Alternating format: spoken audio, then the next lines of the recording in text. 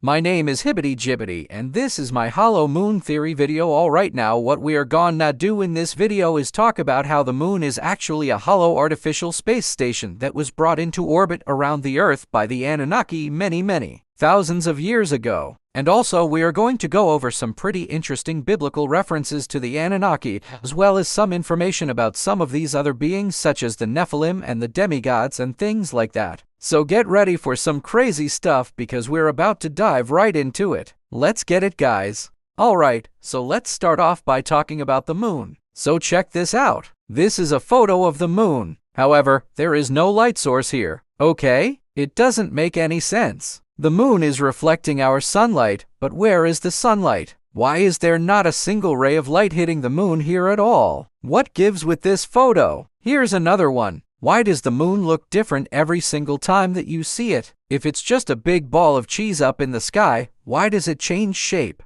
Well, because it's not a solid object. It's not a ball of cheese or a ball of rock. The moon is a hollow artificial space station. Now, NASA will tell you that the moon is made up of rock, and they'll show you images like this, which appear to be photos of moon rocks. But I'm telling you, those are fake. Why? Because there's no such thing as space rocks. There is nothing in space that has ever been discovered that proves that there are rocks floating around in space. Now, you might say, well, what about meteorites? Well, meteorites come from within our own solar system. They're asteroids that have been kicked into orbit around the sun. They don't fall off of the moon. Okay, so now let's talk about how the moon got here. So the moon is definitely not a space station. That much is obvious. But how did it get here? Well, what we know is that the Anunnaki came to Earth about 300,000 years ago, maybe even more than that. They came to Earth looking for gold. Their home planet Nibiru was dying, and so they needed gold to save their planet.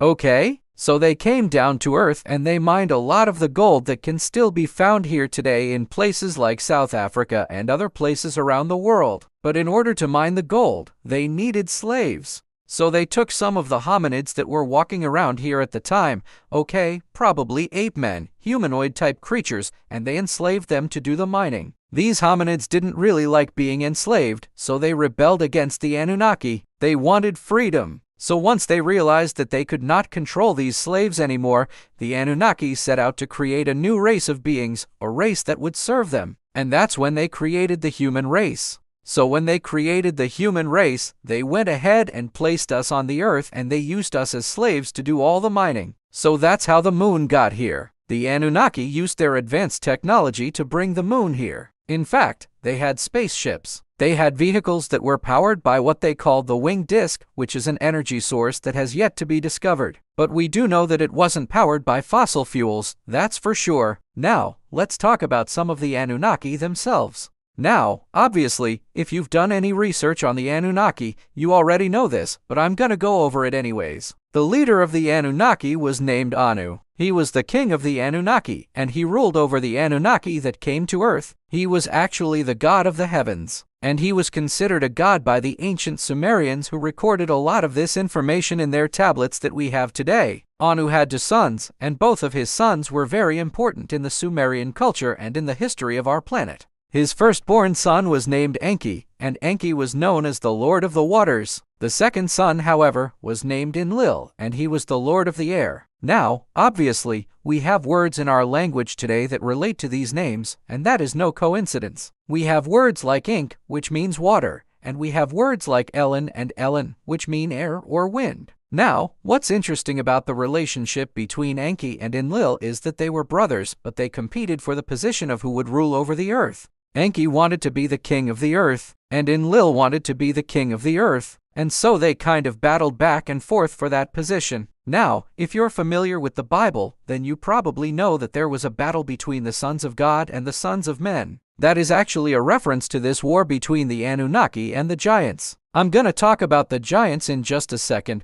but let me go over something else real quick. It said that Enki and Enlil created everything on Earth, everything living, everything growing. They created all of that. But Enlil ended up winning the war, and he became the king of the Earth. So he became the supreme ruler of the Earth, and he was worshipped as a god by the ancient Sumerians. In fact, there was even a holy city named after him called Erech. And it said that after Anu, Enlil was the second most powerful ruler in the kingdom of heaven. Now let's talk about the sons of God and the sons of men. So it said that Enki served a race of beings, a race that were half human and half Anunnaki, and they were called the Anunnaki. On the other hand, Enlil served a race of giants, and these giants were called the Nephilim. Now it said that the Nephilim were so disgusting, so monstrous, that the Lord had to destroy them. But there is evidence that the Nephilim actually survived. I'm gonna go over that in just a second. Let's continue talking about the Anunnaki. So obviously, the Anunnaki weren't just some group of primitive people that came to Earth from another planet. They were highly advanced, super advanced beyond our wildest dreams.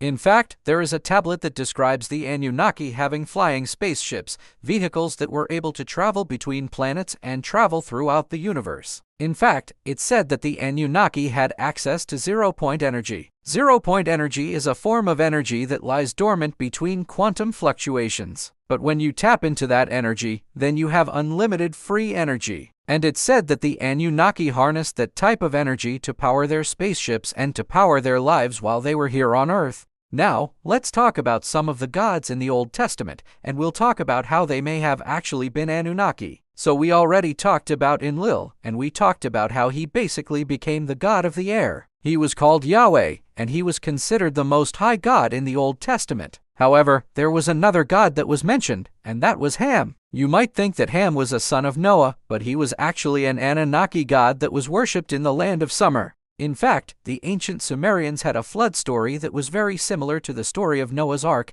except the main character in their story was named Utnapishtim. And so it said that Ham was a benevolent god that helped humanity during times of trouble. And he was also the inventor of many different things, including the plow and the wagon wheel and the chariot. But there was another god that was mentioned in the Old Testament that some believe was actually Enki. Now, Enki was the lord of the waters, so it makes sense that he would be associated with the sea. And he was also very wise. In fact, it said that he gave mankind the laws and he taught mankind how to live. And this is very similar to the story of Moses and how Moses received the 10 Commandments from God on Mount Sinai. Now, what's interesting about this is that there's actually a place in Israel called Gilgal, and it's believed that this is where Moses received the 10 Commandments. However, there is a story about Gilgal that dates back even before Moses, and it tells the story of a man named Gilgamesh. Now, according to the story, Gilgamesh was a king, but he was also a demigod, because his father was an Anunnaki, and his mother was a human. So obviously, this would have been long before Moses, because Gilgamesh was a king in the days of old. And so it said that Gilgamesh ruled over the land of Shuruppak, which was a very powerful Sumerian kingdom. And one day, God, which was probably Enki, appeared to Gilgamesh in a dream and told him that he was going to destroy the earth with a flood,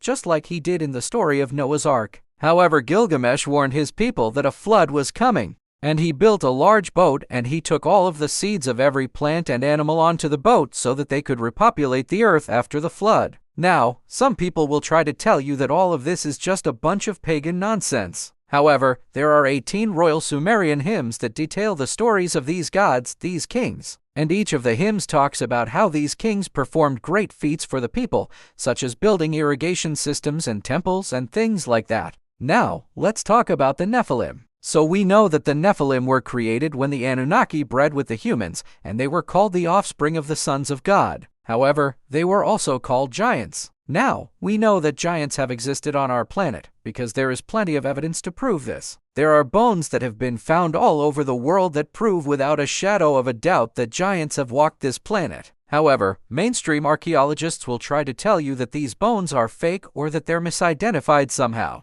But I don't buy it. I think that they are just trying to cover up the truth because they don't want people to know that the Bible is true. Now, what is interesting about the Nephilim is that it said that they mated with human women and produced children. And these children were called the Anakim. And so it said that the Anakim were so tall and so strong that the Israelites could not defeat them when they entered the Promised Land. However, some people believe that the Anakim were actually descendants of Seth, and they were good people, while the Nephilim were descendants of Cain, and they were bad people. But I believe that all of this is just a bunch of hogwash. I think that the Nephilim were a race of giants that walked the earth. And there is a lot of evidence to prove this, even though mainstream archaeologists will try to deny it. Now, I hope you guys enjoyed this video. This is Hibbity Jibbity, and I'll catch you guys in the next one. Goodbye. Alright, now, if you want to learn more about the Anunnaki, then I suggest you watch my other videos about the Anunnaki. I have a playlist full of awesome information. Just search for more information and you'll find it. Alright guys, thanks for watching and we'll catch you in the next one. Goodbye.